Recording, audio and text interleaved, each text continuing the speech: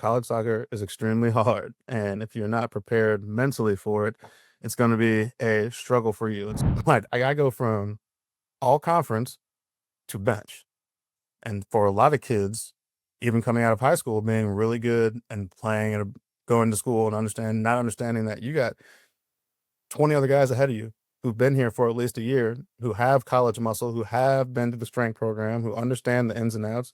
You're new, man. And for me, that was a little bit, it took some adjusting because I had a fairly big ego at that point. Hey guys, welcome to another edition of the Inside Scoop. My name is Neil Crawford. I'm your host and also the founder of Anytime Soccer Training. If you're not familiar with the Inside Scoop, it's a podcast dedicated to helping parents learn about the soccer pathways that would be available to their child if they lived in another country around the world. And this show is brought to you by Anytime Soccer Training. Now, I always say if they lived in another country around the world, James, Mhm. but the way US soccer is set up, depending on your area, it can feel like a completely different country and a completely different experience. That's why I branched out to try to find folks in our community, in the States, who are doing things a little differently that Yeah. will spark ideas, spark imagination, and help us reimagine youth soccer. So I'm joined today with James Jordan. James, you're the founder of River City Football Club, which is a UPSL club in Division One. Now, the last interview we did, we went into a deep dive on what UPSL is and how it fits in the larger landscape of youth soccer. We also talked about some of the pros and cons of UPSL versus your ECNL route. One of them being the cost and the value that you receive. Guys, if you have not listened to that interview, I encourage you to do so, especially if you have a teenage kid who has college aspirations or even pro aspirations. And just you guys have crunched your numbers and ECNL, MLS Next, just doesn't work for your family budget. I strongly encourage you to listen to this show because there are options out there available for our children who want to take their game to the next level. James, I'm so excited to have you on the show. Yeah. I'm happy to be Tell us here. about this. Introduce yourself and we're going to get on with it.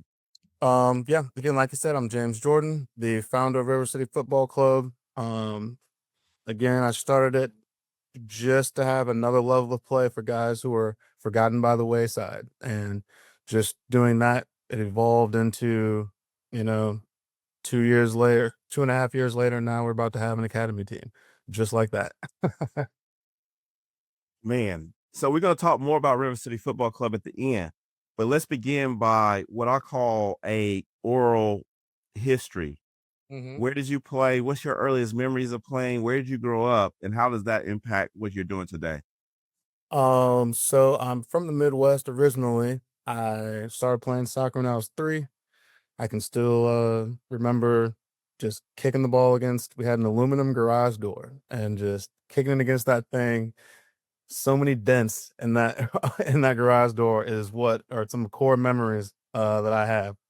So started playing when I was 3. Was pretty good by the time I got to high school. All those fun, all state, all sectional accolades. I was supposed to go and play at South Florida when I graduated, but I broke my leg at a college showcase before my senior year and ended up having to rehab. Didn't play very much my senior year of high school. And so that was kind of a Debbie Downer to see, like, do I really want to do this no more? So that was my real first adversity, I guess you would say. But rehab back, was able to get uh, had enough academic money to go to a small D3 school and not have to pay an arm and a leg. Went there because it's called Millikan University. And then I made the all newcomer team as a freshman with 7 goals and 4 assists. I did play forward at that point in time. And then ended up transferring to a D1 school, Eastern Illinois University. and had a good little run there. I had a couple injuries, my back and my groin, and that kind of derailed me by the time I was a senior. And then I was like, I've had a good run. Let me see if I can't figure something else out. And then transferred to South Carolina. Realized I think I needed time to hang up the boots. I didn't really want to. I planned to walk on at South Carolina, and then I got here, and it just really it wasn't in the cards no more. So I played in adult leagues for a year, and then a club was looking for a U12 girls coach, and I was like, "Shit, I'll do it, whatever." Didn't Just wanted to do something. I was like, I mean, soccer is huge for me, and I didn't really have much to do soccer wise here. So I was like, I'll do it for free, whatever. And I did that, and then they're like, "Well, do you want another team?" So they gave me a U11 boys team, and I was like, "Yeah, give them to me, give me." Like, and so that's what jump started my coaching career, and had a long tenure with this bigger club down here, coaching U10, U11, and U14. Wow, I hope they eventually paid you something.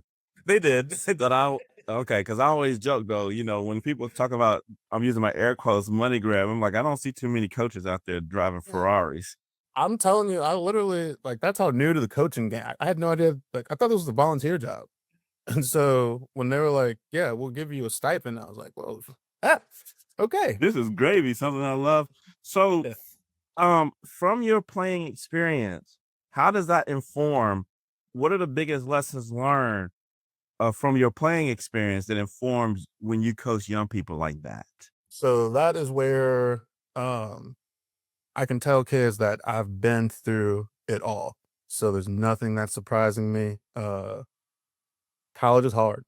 College soccer is extremely hard, and if you're not prepared mentally for it, it's going to be a struggle for you. And so, I can tell kids like I try to be relatable. It's like, hey, if I'm being 100% honest, school was not the priority. Soccer was. And so back then, that was a priority for a lot of us. That's changed now 20 years later, but I try to tell kids now, you got to be smart because the grades is what's going to give you the money. You're not going to get a lot of soccer money. I'm telling you that right now. So the kids who are telling you they got a full ride, they're lying. They're lying. Like, they don't give out full rides very often, and it's to the top the guys who could probably go play MLS or somewhere else if they really wanted to. So, that talk to them about the school, and like you have to be disciplined enough. Like you're not with your parents no more. Mom and dad isn't gonna make you get up and go to school no more. You got to go to class. And then when bad things happen, I when I transferred to a D1 school, I was on the bench. Like I go from all conference to bench.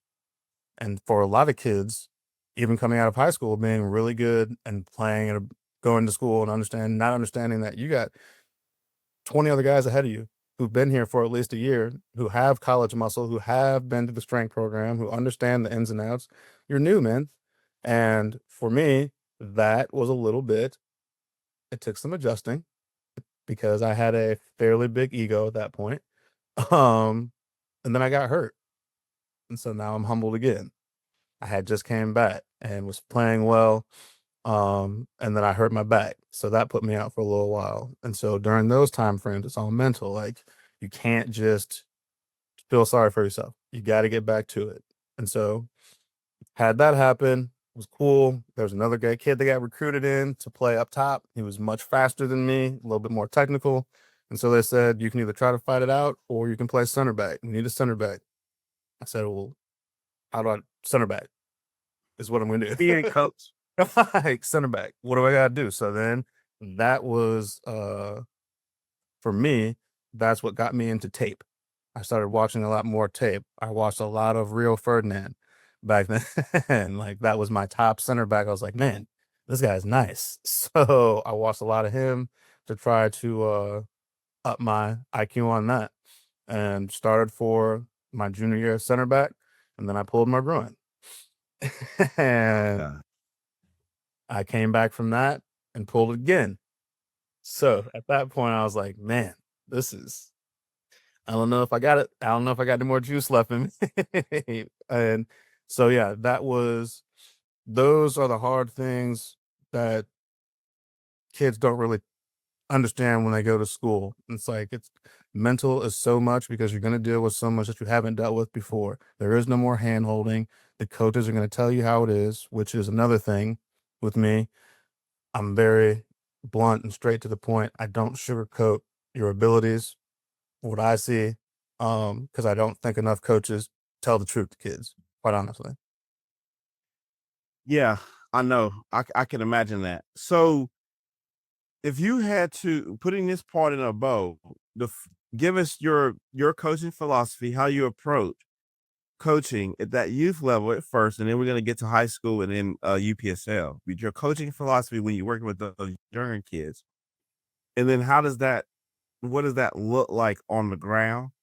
You've Mm. kind of talked about your conversations, but what does that look like on the grass? What's So your overall approach? it's always going to be the bases are going to be the same whether it's the youth team, the UPSL team, or the high school team. You got to have the fundamentals, and I'm big on small sided, like no more like for a while at the beginning of the season with a new group. We're not going to play more than 3v3 for a while because Mm, kids don't understand the simple triangles of soccer, and that gets them to understand that, and that gets them to work on their technical ability with touches, and that gets them to communicate honestly because you don't have a bunch of other people out there to watch and dribble or anything. It's just boom, let's play the ball, and a lot of it at the youth level, it's always going to be unlimited touches until we get to like U11, 12. Then you know, I start to implement 3, 4 touch max, and then at the UPSL level, and even out of my varsity team, most of the time everything is 2, 3 touch max. So once we go from there, So, for our listeners, oh, go. Sorry. no, good, good. No, I thought you were fit. Go ahead. Just from there, just now I get on So, get into and then stuff and we're upset. gonna continue with that. Oh, okay. Um, We're gonna continue on this, but man, can you hear me? yeah, It might be a delay. We're gonna continue with this, but when you say you want to focus on the fundamentals, give me to the best of your ability. And I'm saying it that way because I'm putting you on the spot. What does focus on the fundamentals look like? I know you mentioned small sided games, but what does focus on the fundamentals look like as a U12? And what does not focusing on the fundamentals look like as a U12 to the best of your ability? uh, passing to the Picture. correct Help foot. us picture. Passing to the correct foot with the right weight. Giving direction when I'm big on. I always say you have to tell someone after you pass the ball. Give them some sort of direction after you pass the ball. Don't just pass them the ball. You have to help them out. Like communication is big at the youth age because they don't do it. But then again, passing and technical work at that age, we'll probably do a lot more technical drills than we would as we get older, just because that is the time that I don't feel like a lot of kids are very technical at that age group. And so I don't want them to be robots. I want them to be able to be comfortable on the ball. And so when I am saying these things, like make sure you're passing to the right foot, make sure that you are leading him with a pass in front as opposed to right at him. Are you picking your head up? Are you scanning? I'm big on scanning at a young age. The sooner you do that, the easier the game is for you, man. And those are just like the fundamentals I speak of. Playing good passes to the right foot, understanding when to dribble and when to pass, and all that comes from playing small sided. Okay. So then why do you implement touch limits at times during your small sided games? At the older level or youth level? You like how much time you like how much time you got? I need to be paying. I'm secretly doing my coaching course, so I'm getting my A license right now. Let's start with the youth level. At the youth level, again, it's probably going to be a 4 touch limit just because I want them to pick up their head and understand like you got to play ahead of the game. Um, as we get older, it's because the game moves too fast to be dribbling that much. So everybody understands, I say a 3 touch max limit, but if you got to do a little shift or something to get out of trouble, I don't want to stifle your creativity. But would you have to do that if you were thinking 2 passes ahead? Could you get that pass off, get it back, and then go be creative in the space? But, and with the older guys, the spaces we do our possession games in are very tight for that reason. Um, and it helps these younger kids who are 16 playing against these 30-year-olds. Like, they like, this isn't high school anymore. Like, you have to go quick, quick, quick, or else you're gonna get crushed. So you mentioned that you were a high school coach and you Yeah. still coach high school, correct? Yep.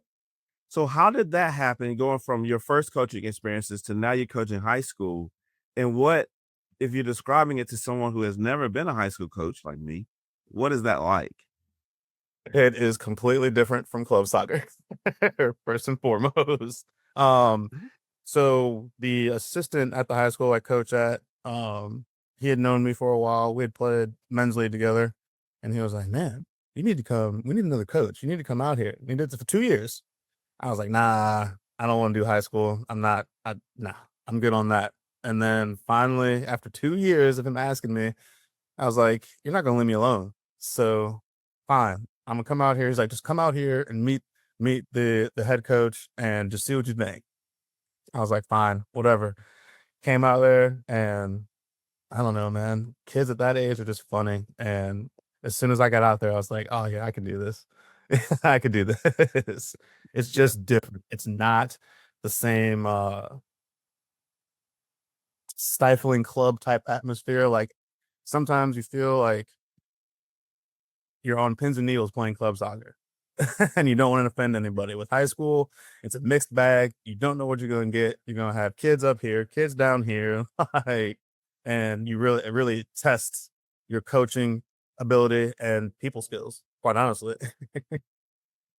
So let's talk about differentiation. You got one kid, you got kids up here who maybe play ECNL or have played ECNL, all the way down to the kid that's just ecstatic they're on the team. How do Yep. you get those? How do you structure drills to get in a program to help So, challenge some and then bring some of them up? I mean, that's more or less like when I got there, we had 42 kids in the program for a varsity and JV team. And now I am going into year 4, 3, going into year 3, and we got 92 kids. Oh my Now goodness. now we have a B team, which has, like 40 kids registered right now. And then we keep 18 on varsity and 20 on JV. So, those groups, like, let's just take our varsity team, just for example. We probably have 2 kids who play club soccer, and 2 of those kids play for me. So, um, there are other high schools around town that have all the kids that have been playing ECNL together for a while, and so I already knew going into our demographic, we had some work to do, and so it's always been about being hardest working team. We have to work harder than everybody else because we don't have the skill that everybody else has. And then after that, we just have to we do a lot of the basics, man. We just have to do a lot of the basics. And it gets repetitive and it gets redundant. But by the time you get through that first month of the season, you can see the results for most of the group. And so you just challenge the kids, you put the kids who need more work. I mean, I have plenty of kids who understand that process, older guys who are better, and they'll go hop in the group with the kids who need the work. Like, I don't have to do that anymore. I don't have to tell my leaders to go lead at the high school level. Like, so that's what works for us. We group guys kind of by their ability, but you know, everyone's doing stuff at one time. So me and the other 3 coaches are monitoring everything. So if someone I'm big on passing patterns. Like, that's my thing. That's Coach James's thing, is a hard passing pattern. uh, some kids may be doing this pun pattern. I have the guys who can do more. They may have 2 or 3 more passes in their pattern, but these other guys they only got 4. Those guys got 7. So just little stuff like that. I try to make it feel like no everyone's doing the same thing and nobody feels like they're being sent to the dumb kid side. Does that make sense? Like Makes a lot everyone's of doing sense. the same thing. but some people can just do more with that. But we're all doing the same stuff to get better. So, in wrapping up high school soccer, do you have a set philosophy and then you try to get the kids to play that way? Or do you kind of build your game strategy and your philosophy around the talent that you inherit? We will have we have a basic philosophy that we want everyone, like all three programs, to play like, and then from there, yes, we have a framework, but I'm not trying to stick square pegs in round holes. But if everyone, one thing everyone can do is play defense. Everybody can play.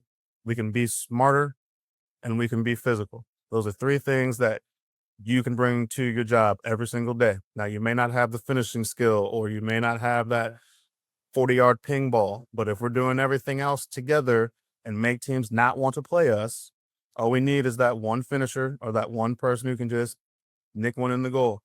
Whether we win 1-0 or 5-0, I don't care. The W is the W. But then for us, our W's come a little bit outside of the wins and losses too, because we're always developing. We have a lot of international kids. We have a lot of kids who've just come and playing from rec soccer. So development is always key for us. If these kids are getting better from the start, we're good with that. All right. So now in conclusion, what inspired you to found River City Football Club? How did that even come into your head? Well, it actually came from coaching. There was a one group of these kids that I got when they were 10, and I coached them all the way from 10 to 14. And those parents, I made a lot of good relationships with those parents. And they were always like, why don't you just start your own club? Why don't you start your own club? I'm like, I don't know, because you can't just go and start your own football club. Like, and then UPSL came around and we already had two teams here. And I was like, you know what? I'm just gonna throw it in the bucket. We have a lot of talent down here, and they can't take all the players. Some of them would have to come to me. And that started. It was a low cost option for guys to keep playing after high school. And then it kind of evolved into, it's hard to get older guys on board who have kids and jobs and families. So that made me transition to a younger age group. And then I started focusing on 16 to 19 this past 2 seasons, and it's just blown up. And the main thing is providing, again, a low cost way for these kids to keep playing high level soccer. And now that the UPSL has made an academy, that's probably one of the better things for US soccer. So unpack that for a second. What do you mean by now that UPSL has created an academy? What does So that mean exactly? before it was only the Premier Division and Division One in the UPSL. Now they have a UPSL Academy division, which is strictly under up to U18. So now teams won't. A lot of teams in Division One are the second team to a Premier League team, to a Premier Division team. So it's just younger guys. So now there's actual levels to it where you can have a Division One team of younger guys, and now you can have an academy team of youth 13, 15, 17. And so now you can have a whole ecosystem from the academy to Division One to Premier. And do you think this is a good model and a good precedent for US soccer as a whole? I think it's a great model once they get it out to the public. I don't think enough people know about it, quite honestly. Um, we're gonna go on a No, I don't. crusade. We're gonna go on a crusade over the summer and try to get a lot more clubs to at least put one team into it because it's regional, right? That's another big thing that we want to keep things under 4 hours in travel. Um, and so now you don't have to go through all the hoops of US youth soccer. There's not many hoops to go through for US club soccer, but this is just very streamlined. You register, pay, and that's it. Now you can go to you're a youth club, and you can still go to all these other US youth soccer and US club soccer sanctioned events and in those leagues. You can also play in the leagues. So what would you say to a criticism that I know our lovely social media pundits and experts would say is, "Oh God, here we go, another league, another academy, another whatever." What would you say to that?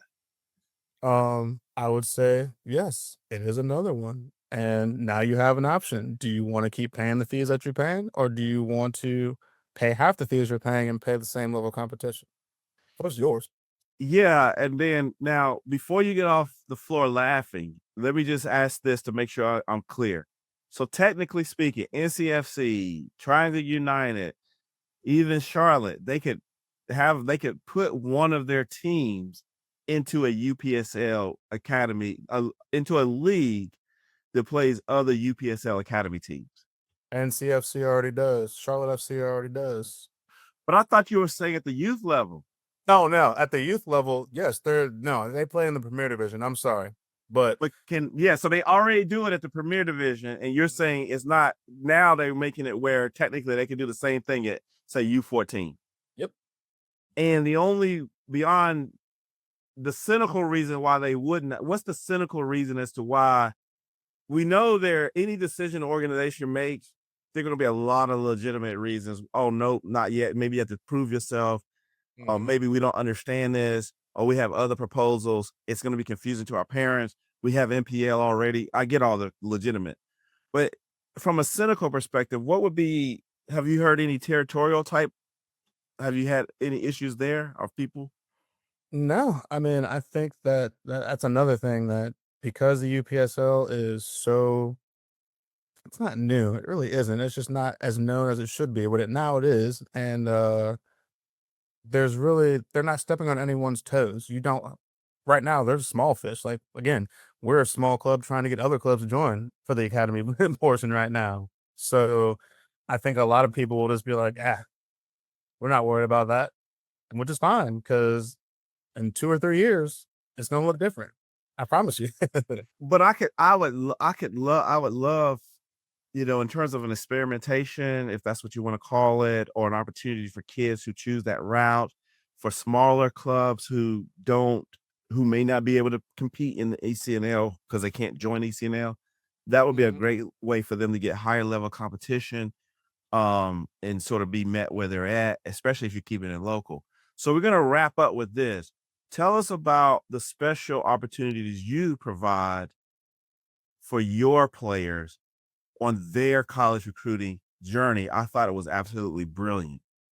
So we have a program that's called the CAP program, College Athlete Placement Program, outside of that's going to be offered outside of the UPSL now. Um, so where we play colleges and we'll go up there and do a campus tour. We will speak to admissions. We'll meet with the head coach, and then we will play a friendly. Um, we're at now we are at 8 teams, an 8 game schedule, and that does not include the 4 colleges that we always usually play too. So now I could potentially have an entire 12 game schedule where you get to go to 12 different colleges and talk to 12 different coaches and have 12 different opportunities to get tape against other college players. And in terms of the blocking and tackling, what types of colleges are you playing? So basically, I've reached out to every D2 and D3 NAIA school in North Carolina and South Carolina. We don't do Division 1 because we don't want to mess with anybody's eligibility playing on the field with them. So that's why we don't do D1 schools.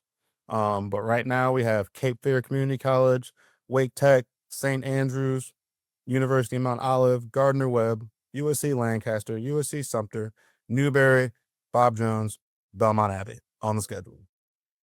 So kudos to that, by the way. I'm excited. I'm gonna have my son in the program. So when you guys play Wake Tech, Belmont and Belmont Abbey, are you gonna play them at home or away? Yes, we travel to all these schools. We Okay, so always you try. So you're a coach's dream. Like, oh, cool. So when you guys come to Wake Tech and Belmont Abbey, let me know because those are areas that I'm familiar with. I have that I'm definitely going to come to the game. yeah. Come on. Now, it's kind of interesting. I interviewed another gentleman, and what they do, in addition to have these international trips, they organize quote unquote ID camps before the tournaments.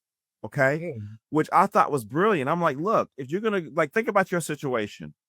Now, let me add a disclaimer. I have a tendency to get excited about things that I think are simple. And then somebody says, oh, no, it's a little bit more complicated than that. But think about the showcases you guys came down to in North Carolina. Mhm. Now, not all your team, not all the players on your team are going to be interested in it. Not all of them are going to be at the right, maybe at the right age, because you got some that's playing up. But let's say a select few are interested in it and you think it's a good idea. Organize, say, hey guys, you can come a little early. When I say early, like a day or two early, organize an ID camp for the local schools, especially before the tournament. Then you have these college coaches able to talk to the club coaches on the sidelines while the ID camp is going on. Everybody's networking, right? Right. And the college coaches are able to identify players and say, you know what? Yeah, I like this guy. And now I'm gonna make sure I watch them in the actual showcase instead of the kid having to play, and this is what I'm envisioning, like Messi to be known. And they got the college, they get the club coaches they have a conversation with the club coach. And then in addition to that, operators like you and the college coaches can do presentations later on that afternoon. Or if you want to make it a big thing, they come down 2 days before. So day one is the showcase, day two is recovery, and then presentations from the college coaches, whoever wants to go, almost like a job fair. And day 3, 4, 5, and 6, they're the actual showcase. See, they kind of do that at the NCFC showcase already. So that was what I was gonna ask. So they have an ID camp? They have a ID camp where you can obviously pay extra and Yes. come down and, I think it was Wednesday night and Thursday morning they did it, So and okay, go ahead. they came So down, they invited kids and they had, I don't know how many college coaches were there, but they had all the coaches. Coaches ran the sessions and then they did Q&A afterwards and then had a little, seminar with them. yeah, and that's why I like doing these interviews, because that's what I'm learning. I did not know. That's why, like I say, I'll put it out there and see if it's done. Now, did any of your kids participate? They did not. Do you think the kids that participated, it helped them? Or I know that's hard to know, but do you think that actually worked as advertised? I think there's value for some kids. I don't know, like some of my players asked me, I told them that I don't think it for them, it didn't really make sense for them to spend that extra money because I'm a big advocate of, you got to do your you got to be an advocate for you, right? Like you shouldn't some of the kids texted me and said, "Hey coach, I'm about to email these coaches for the showcase with the schedule." I said, "You should have done that weeks ago." Yeah. You know what I mean? Like and that's also part of the process that we do. Like, and these were new guys who were kind of new to the recruiting process and they had never been to uh any of our sessions where we talk about that type of stuff. But yeah, man, for me and especially a lot of the kids that I deal with, spending that extra money isn't worth it. But you have to put in the work beforehand. I mean, there were probably kids, I mean, let's be honest, if there were probably 7 top level kids playing there, do you think those coaches are gonna go watch anybody else who wasn't one of those top 7 kids? Yeah. I mean, I don't know. So I didn't even know about the ID thing. So I Oh. guess I'm assuming not. I mean, In I'm the assuming they landscape, would. you can kinda see, in the landscape of things, even that weekend, you can kinda see where the coaches are and where they're not, like, throughout the day. So I want to go back to, I want to put it in a bow with the opportunity you offer, but one more suggestion, and you tell me if this one's been done.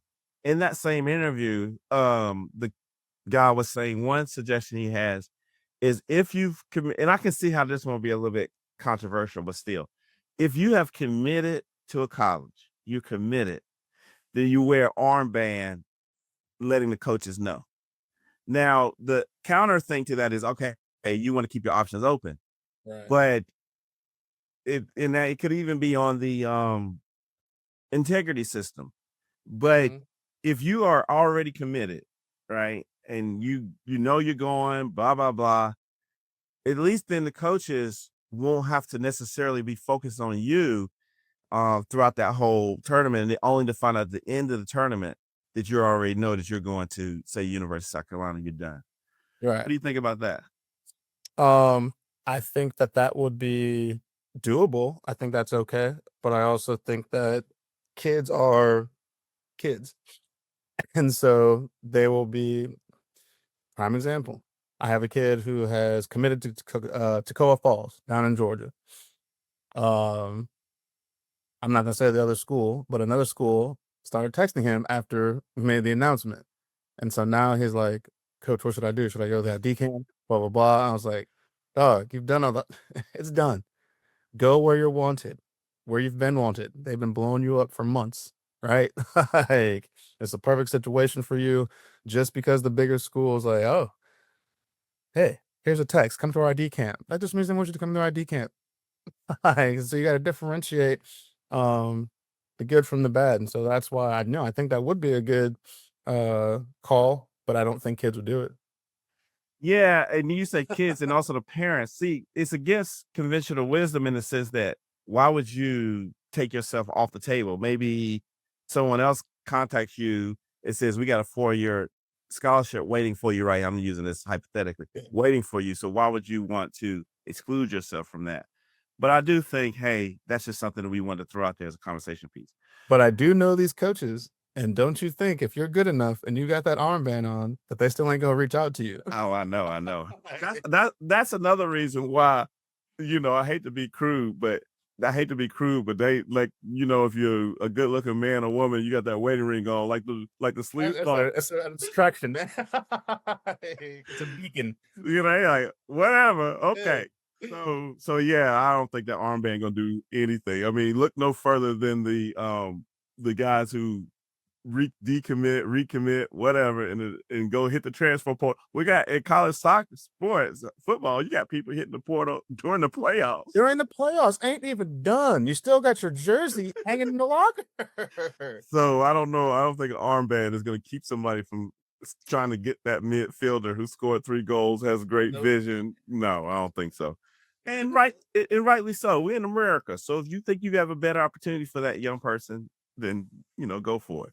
So, in conclusion, to the best that you know, does anyone else offering an opportunity like River City Football Club in terms of guaranteed at least 8 games? You got four more games kind of on the slate, 12 games, over a dozen real soccer games in your uniform against college coaches, getting all of that film, and you guys do meet and greets. You don't just go and play and get on the bus. From my understanding, you do meet and greets and you get to meet the schools, right?